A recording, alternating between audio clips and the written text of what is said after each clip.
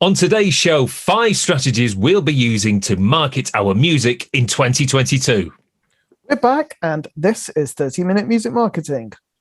30-Minute Music Marketing for musicians who want to get better at marketing their music. Hello, I'm Greg. Hello, I'm Sheldon, and this is 30-Minute Music Marketing, the show for independent artists and DIY musicians who want to get better at marketing their music. Happy New Year to all our viewers / listeners, both of you. Hi, Greg. Sorry we've been away. What happened at the end of last year, Greg? A multitude of things. You had problems with the health of a family member.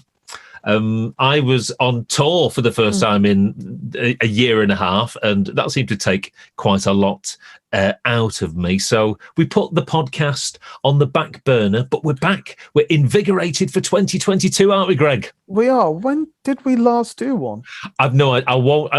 I don't want to look back, because we've left our viewers and listeners in the lurch. But I think we can get around to maybe doing an episode every 2 weeks now. Let's get a schedule up and running, because I've missed doing these. I've missed, giving out little tidbits about music and marketing and all the things that I've been doing. A lot's happened, Greg. You have been quite busy, haven't you? Certainly the last. I don't know. Certainly, I know you've been busy from December. Certainly on the run up to Christmas, our band, despite being like 15 years down the line, we had our biggest ever ticketed indoor show. Also, we on that night we made the most money that we've ever made before. So obviously there are some difficulties currently at the time of recording with regards to live music. We finished, my band finished the year on a high, so that's left me reasonably invigorated, looking forward to 2022, because I'll admit, especially when it comes to lots of aspects of music marketing, my foot has been off the gas, but I'm determined to double down in 2022, and I've decided to try and put some new things into place, and that's really what this episode is all about. These are the things that I'm going to be starting to do to market my music in 2022, which maybe I haven't necessarily done before. Now, here's the caveat, Greg. These aren't necessarily brand new strategies that nobody's been trying before. These are just things that maybe I'm not necessarily concentrated on, but I'm going to start incorporating them for me and for my music for the first time in 2022. And it may well be that I suitably inspire our viewers and listeners to do the same, to mix up their marketing, to inspire them to try something new. That's what this episode is all about. So we've got 5 things that people might want to do or pay attention to, and you've got the details for number 1, I believe. I do. So let's get this started and see what new things and existing things we can recap over. So number 1 is having a packed release schedule. So 2021 was something of a year of recovery in many respects. Is that just for you or for the industry as a whole? Certainly for more smaller independent musicians. I think the recorded music sector as a whole had an absolutely fantastic year in 2021. They made a shed load of money, but us mere mortals, it's perhaps a little bit more difficult for ourselves. We're all still sort of finding our feet, perhaps after lockdown. And I know that if you listen to this in Scotland, maybe there are lots of things that you can't necessarily do. But we're hoping that we're going to have a full year where things are up and running, when we can throw ourselves back into it. So maybe what we now need to focus upon is regular releases. Now, when we talk about regular releases, I know Mr. Daniel Ek, the head of Spotify, famously said a couple of years back that, if you're a band or musician, you should be looking to release a track on Spotify once every month. And well, he would say that because he owns sort of Spotify. And it'd be nice if we could do that. But again, us independent musicians, we are mere mortals. We can't necessarily do that. But there are many things that we maybe could be doing that we could be regularly releasing. Because the thing is, Greg, we've got to remain front of mind. We've got to, keep our presence out there. We can't necessarily rely on our laurels because it's a packed media landscape. If we go away for too long and then try to come back, as we're now trying to do with this particular podcast, people might have already moved on. So this is the thing. I mean, I know I've spoken to you about this probably since we've been off air, and there's a couple of bands that I know that pretty much during the lockdown have done absolutely nothing. Apart from the old Ambiguous, we've been working really busy behind the scenes. So you've been doing nothing. And I don't know, they seem to honestly feel they can just pick up where they left off, and as if nothing had ever happened. It's going to be hard because people's attention does naturally move elsewhere, and I think certainly with algorithms, if people haven't been interacting with you or your page, then trying to get the algorithm to seed whatever content you're going to be putting out now might be all the more harder, simply because there hasn't been any recognition of interactions between your audience and yourselves potentially on those sort of platforms. So maybe now more than ever before, we've got to go, right, we need to be regularly start releasing various types of content. The thing is, that's the thing, it doesn't necessarily need to be music, but a music release could be one form of content, your regular Common or Garden single. For people who haven't yet got a podcast, how about maybe regularly releasing your podcast episode? You could have some form of video blog, Greg. Go on, carry on. I was going to say, in terms of the podcast, I mean, how much interest? No, not how. I'm trying to think of the question. In terms of, I think it's a good idea, but do you really think people, if you're a fan of a band or you're trying to develop an audience, do you think, I mean, to me, it seems like a pretty easy thing to do. But as we've said before, you don't necessarily need to do a podcast just about yourself and your music. I mean, think about, as we've said before, what will happen is yourself and your audience will probably have a lot of common or shared interests. So you couldn't necessarily do a podcast about that. For example, ourselves and our audience, we like beer, for example. So if we wanted to, yes, it's true. It's true.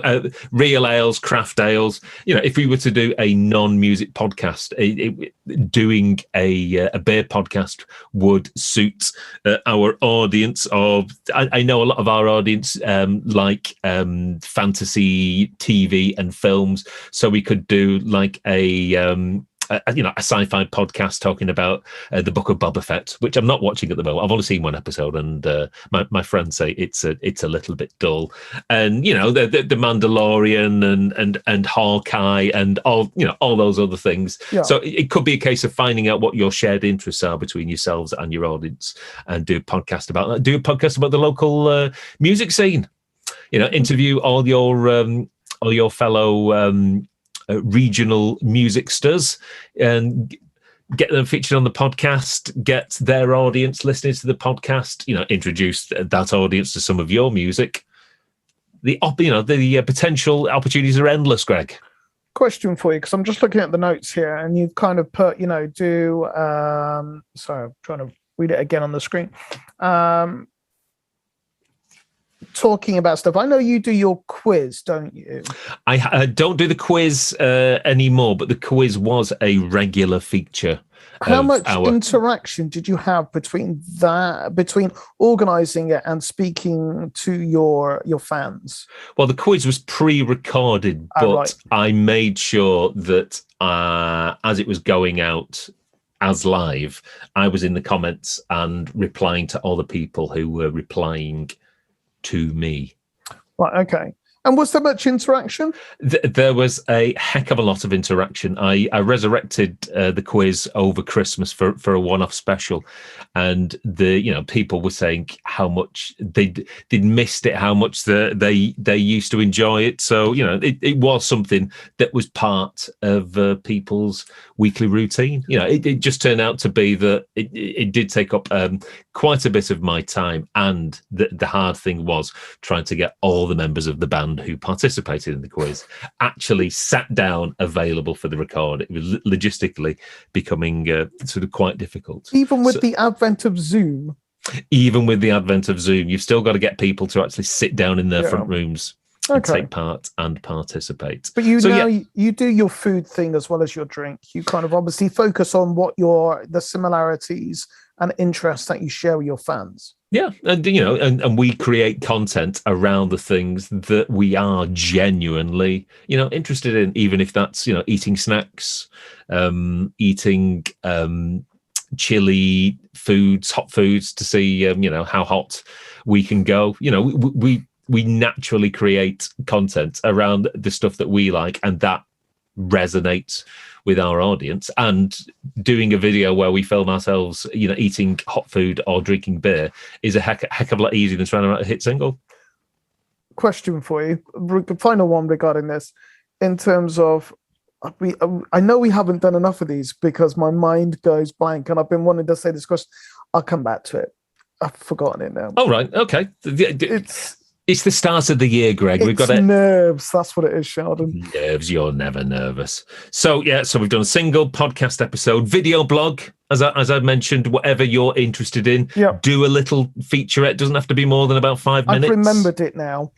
How often in this additional content do you actually ever talk about your music? Because I know in the past we talked about, the difference between something that could be perceived as an advert and something that is perceived as content. I never talk about our music within the content itself. What I sometimes do, if I've got a video trailer for our current tour, I'll stick that on at the end, almost like as a post-roll advert. You get pre-roll adverts on YouTube. I sometimes stick a thing at the end as our post-roll advert, but I don't necessarily need to. It's funny, as you know, Greg, I do a lot of morning exercise, and if I go out for a run or spend some time on the exercise bike, I'll always tweet it out and stick it on a story for accountability more than anything else. Okay. Hopefully inspiring my followers to take up a bit of exercise. And there tends to be more feedback about that sometimes than about our gigs or our music for some strange reason. So what's the way? So there you go. That's number one, having a packed release schedule. And obviously, as we've discussed, that release schedule can consist of many different types of content.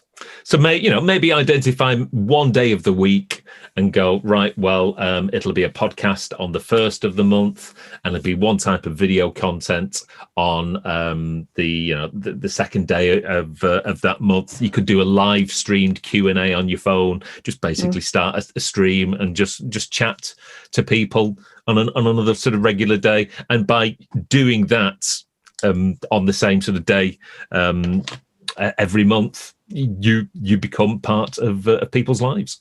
One question regarding this, and this is speaking on behalf of the many musicians that I know out there. There will be some people who will go, but I just want to make music. How would you help persuade them that they might need to do just more than what they consider to be the fun stuff? Well,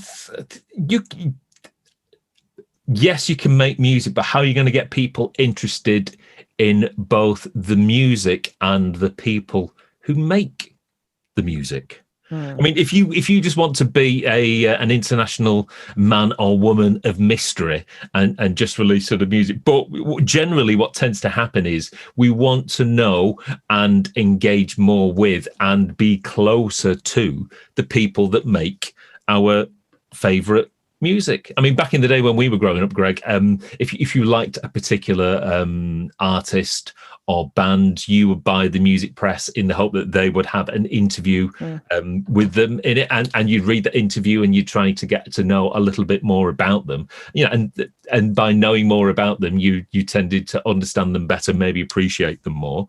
But by just releasing music, it's just music. That music is very much like a two-dimensional form of entertainment. I listen to a lot of dance music, but I struggle to become attached to the artists, because it is just music. The music starts, the music ends. I like it, but I have no desire to check out anything of the people sort of who are making it, because it's quite an anonymous at times form of entertainment. But the more you become known to people, the more they will come to like you and know you and appreciate you. And when you as a performer are appearing in their town, chances are they're probably more than likely going to want to come and see you, because they feel they know you a bit better.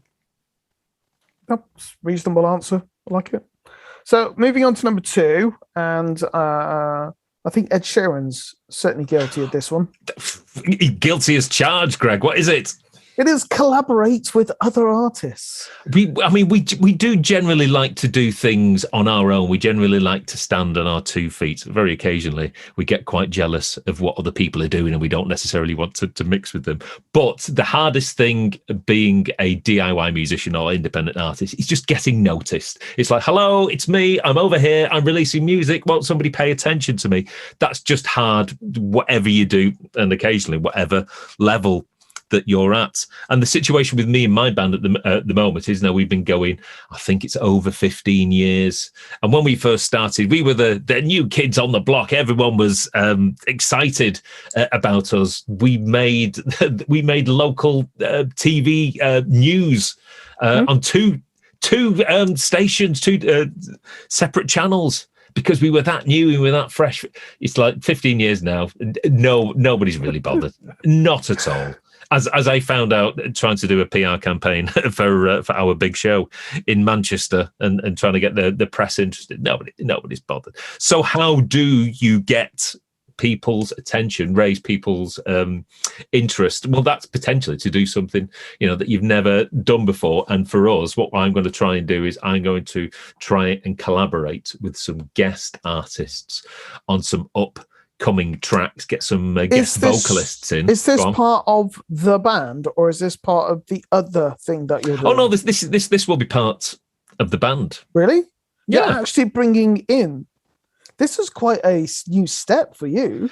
It is. Well, again, we need to try new things and pique people's interest. We've got to do things that we haven't done before.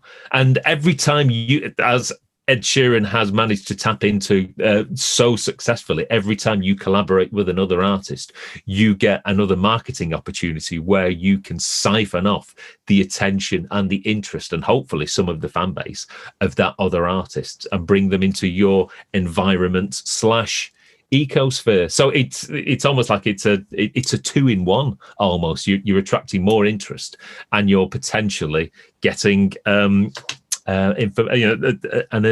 additional audience on the back of it as well.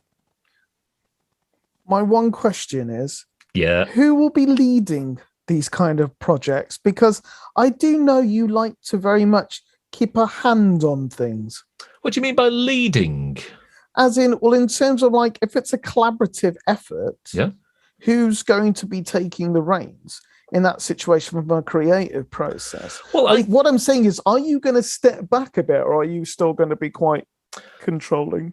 I think it will be easier for me to say, right, I've already pre-written this particular part for you. I can see how it would go. It would go a little, a little bit like this. All I need is for you maybe to do a little bit of singing on that, and potentially film yourself whilst you're singing it if we need to use it for any sort of video purposes. So I think if you were to approach most people, they'd be up for a collaboration of sorts, and indeed, if someone was to approach my band, if they were again on a reasonably sort of similar footing, I think we'd jump at the chance. Nobody ever asks us. I can't think why.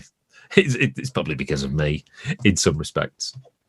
But yeah, finding new collaborators, doing new things, and potentially tapping into their audience, I think is a good thing, and it's certainly something I'm going to be doing in 2022. Well, talking about Ed Sheeran, obviously Ed Sheeran's kind of done the collaborations he's done has been with quite a variety of different genres per se of music. Are you still going to stick within your vein of musicality, or are you actually going to consider introducing new aspects? I think for us, people of around the similar genre would work for us. I know Ed Sheeran. He started off many years ago collaborating with London grime artists, and that's really what brought him to the attention of a much wider audience. He went from just being this pop troubadour singing with his acoustic guitar, and it opened him up to the whole sort of urban scene, and that's something that he seems to have gone back to. He's doing a lot of dance collaborations. He must have had some strange looks turning up into working with grime artists. There's some white lad with ginger hair. They must have just thought, what on earth? But fair respect to him, he pulled it off. It worked for him. So there you go. Number 2, collaborate with other artists. Be brave. Try new things. Reach out to people.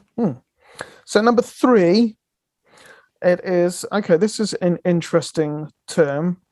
So have not just a video strategy, but have a vertical video strategy. Now, please explain to me, I think, okay, why are we focusing on portrait videography rather than landscape videography? Well, I'm going to have to slap my wrists here. Now, TikTok has passed 1 billion monthly users, so it's almost as big as Instagram now. Instagram has its own TikTok clone, which is Instagram Reels. That format is said to get 22% more engagement than other types of video, sort of horizontal video on Instagram. So pretty much it's a format that can no longer be ignored.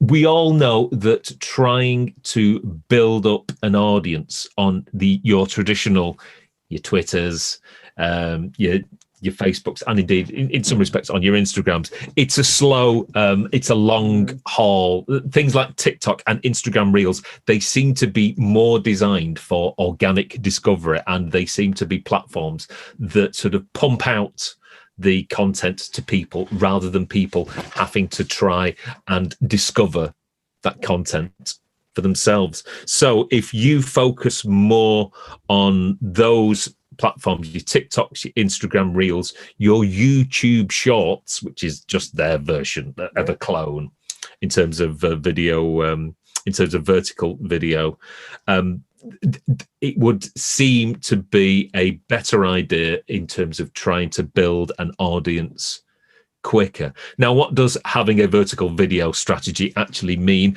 Well, it could well be that going through all your older videos and trying to reformat them in like Final Cut Pro, so that you force them into a 9:16 vertical template. It might need a little bit of rejigging every now and again, but that's something I've done whenever I've done things like adverts for Instagram Reels and Instagram sort of stories. So it could be taking your old videos and reformatting them in a vertical format, or it could just be sitting down and thinking, right, well, if I've got 15 to 30 seconds, what can I do with that particular format? Can I just film myself doing, I don't know, a cappella stuff? It's because the thing is, if I use TikTok, Greg, there's no way I'm doing dances. I'm a bloke in his 50s. It's not going to work for me. Hey, don't dismiss it. There may be some people out there that really love that stuff. Well, it's probably a very niche market for people who want to see a bloke in his 50s dancing. So individually, are you on TikTok? We are. My band is on TikTok. Are you on TikTok? Not me personally. No, our band is. is, and we probably upload something once every couple of months. Okay. But this is it. Maybe all I need to do is, again, as I said earlier in the podcast, our band's been going 15 years. It probably wouldn't be hard. It would only take, an afternoon or so to try and find all the best videos from those past 15 years, chop them up into a vertical format. And even if I don't necessarily have to record anything new, I can repurpose that format, see how it goes, or try and find something that I could maybe get our lead singer to do and go, right, well, we're going to film a series of vertical shorts, 15 seconds, 30 seconds, even if it's just him with an acoustic guitar or something. And again, just plan that sort of strategy of regular content, making sure I use all the appropriate sort of hashtags to help that organic discoverer, and just keep on trying it, keep on doing it, and see what happens. So are you going to take heed of your own advice and actually start doing more stuff on TikTok? Well, the thing that's always held me back is the fact that I'm not the front person of our particular outfit. So in order to try and do that, I'd have to either persuade our lead singer to self-record a load of footage. That's not going to happen. Or the next time I see him, it may well be, right, we're going to spend half an hour and we're just going to record a load of little vignettes or a load of little bursts on the guitar with him singing, and that will constitute the content. And maybe, I could use captioning to almost create like a small little sort of lyric videos. There's lots of things that you can do. Again, it all takes a little bit of time. That's why sort of repurposing your older 16:9 videos might be something you might want to do in the first instance. Or you could have a strategy where you blend new stuff, old stuff, but just keep doing it, keep pumping it out, and see how the gods of the algorithm shine on you. So now, there you go. Have a vertical video strategy. Now we're coming on to number 4. And we're going to be mentioning that dirty word that people don't like, the words money. And spend. So you put here, increase your marketing budgets. Yeah, it's not just have a marketing budget, but to actually increase your marketing budget. Yeah, the one thing that we fail to, well, you'll notice doing your regular grocery shopping on a week-on-week basis that grocery prices are certainly rising, and energy prices are rising, and it's perhaps unsurprising to know that ad costs on all social media platforms are also rising. Did a bit of research. I found some info that said in 2020, $20,000 spent on Facebook ads. You might have been able to reach about 10 million people. When I looked at that, I thought that was $20, and I just thought you'd gone a bit mad with the zeros. Didn't realize you meant $20,000. Yeah, so in 2020, if you had a budget of $20,000, you could potentially reach about 10 million people. Now then, in 2021, that same amount of money would only let you reach 7.5 million people. So that's depreciated by almost a quarter. And obviously, results are always going to vary, and the results of each campaign will vary slightly. But as ad costs rise, if your budgets remain the same, you end up reaching fewer and fewer people for the same amount of ad spend. The thing is, I don't understand why they've done that, other than just basically getting more money for the same thing. I thought with something like Facebook, if it works, you're going to spend again. Well, it's all to do with the increased competition on the platform. The cost of ads is based upon bids, and it identifies a particular person. It could be you, Greg, sat in your home scrolling through Facebook, and somebody says, "Right, I found this particular person I want to advertise to, Greg. It's Greg. I nearly said where you live then. It's not a secret, but it's Greg in the northwest of England, and it's going to cost, I don't know, 5 pence to put an advert in front of him. And then someone else says, oh no, I wanted to advertise to Greg, so I'm willing to pay 6 pence. And so the more people chase the same audience, the higher the ad costs go. Right. That's how it works. So the more popular potentially a platform becomes, and the more people want to advertise to that platform, because there's only much space to advertise to on a platform. So the greater the competition, the greater the ad costs. And that's basically how that works.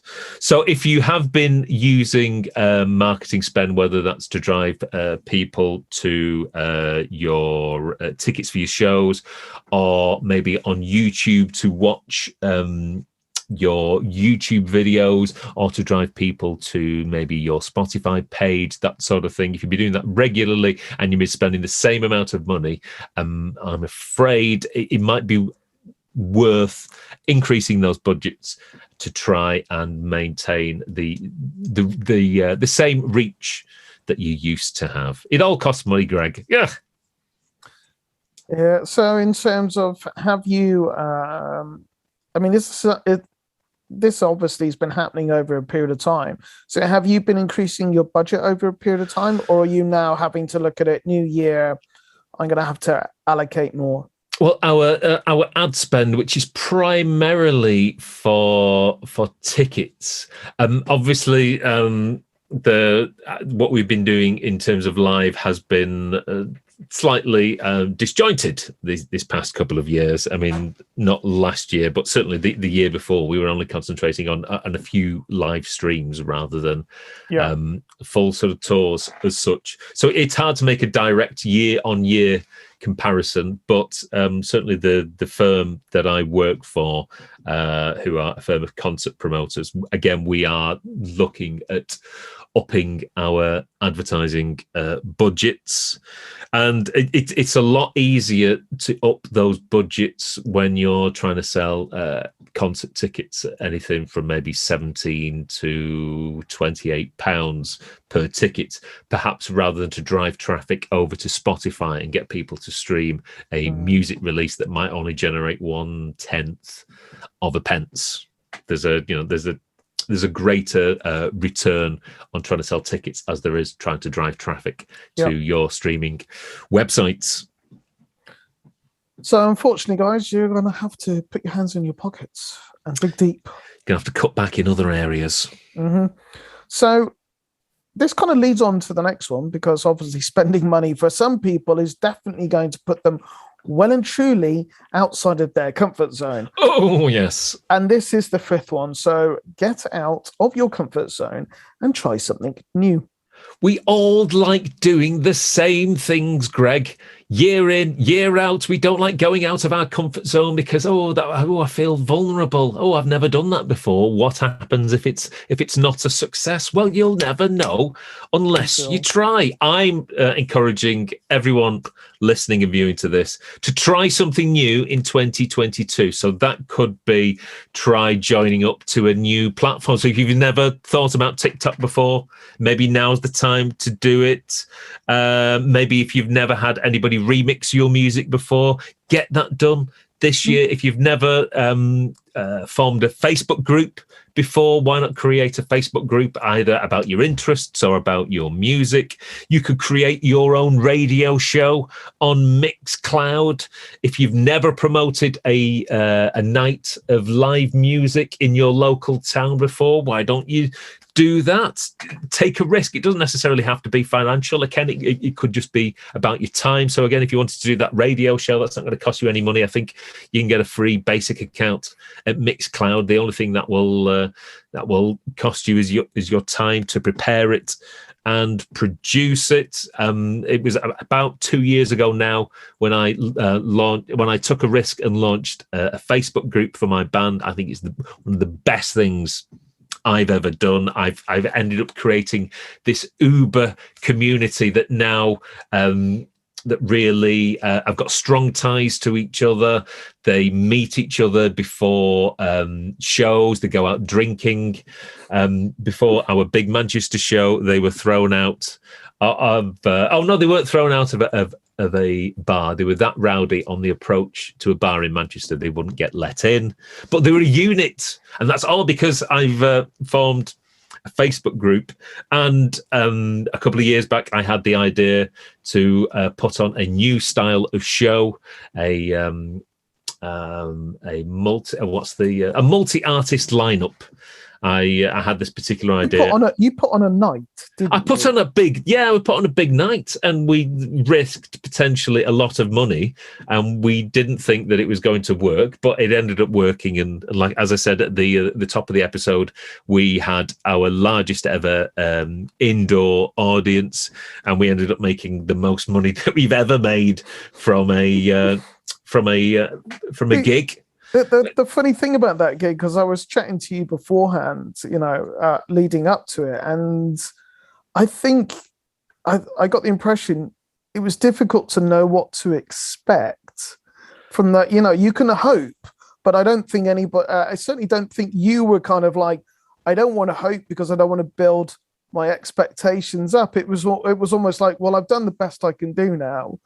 You would just have to go with it. So, and we were very much out of our comfort zone. Maybe we'll get an episode out of it in a few weeks' time. But if I was to say to to our audience, there's probably something in the back of your mind that you've always wanted to do. Go ahead, be brave, be strong, reach out, do it. I mean, run the risk. Yeah. I mean, that's the thing. It's a case of like, it did take certainly courage to do it.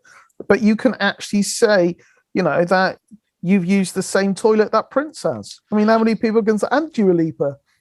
This is it's something I'll never be able to fully get out. And Katy Perry as well. There you go. It's like, and it was like, I think, as you've said, that personal sense of achievement of playing. Is it the biggest venue in Manchester? It's one of the biggest venues in Manchester, but it's one that like pretty much anybody who's anybody will play that venue, and stuff. And it was like, I mean, to be honest, I was expecting you to be absolute stress fest, and you were like really like quite not nonchalant, but you were certainly quite relaxed whenever I spoke to you, unless it was a massive facade. I was just probably I think I got into the room, and then I relaxed into it and started to enjoy it. But I got out of my comfort zone and I tried something new. So that is going to be my message that I want to impress upon all our listeners. By all means, do something new. So, on the success of the gig before Christmas, yes. What's your next big challenge? You've got to get bigger now. I have got a bit. Well, I think in some respects, my next challenge will be my musical side project that I'm going to be launching, hopefully, next month. Which I'll tell you more about after we've finished recording. But I'm just for my own amusement, myself and a colleague, we're setting up a little musical thing. We're setting up an electronic. Oh, I'm telling you too much. I'm telling you too much, Greg. But that we're going to be starting off from a listener count of 0 and an audience following of 0, and I'm going to have to try and use all my existing strategies to try and get people to take interest in us. So it's going to be interesting to almost like start right at the beginning again in some respects. Well, we'll look forward to, I'm sure you'll keep us in the loop and let us know how you're getting on. Yes, no doubt there will be episodes that are either going to be, here, I've had a fantastic time with my new music project and here's how I did it, or nobody paid attention to my new music project. Where did I go wrong? There's 2 potential episodes coming up. So, well, there you go. That is today's episode. 5 very interesting and useful tips and advice. if there's anything that you'd like us to comment about, to talk about, any marketing tips that you'd like us to discuss, get in contact with the show. Stick a comment underneath wherever you see this, or send us a message on whatever platform you are listening/consuming this on. It's great to be back for 2022. Hopefully this is going to be the first of many. Thank you very much indeed for watching and listening this episode of 30-Minute Music Marketing. And from myself and from Greg, have a great week, and we will see you next time. Take care. See you soon. See you now. Bye. Bye. Bye.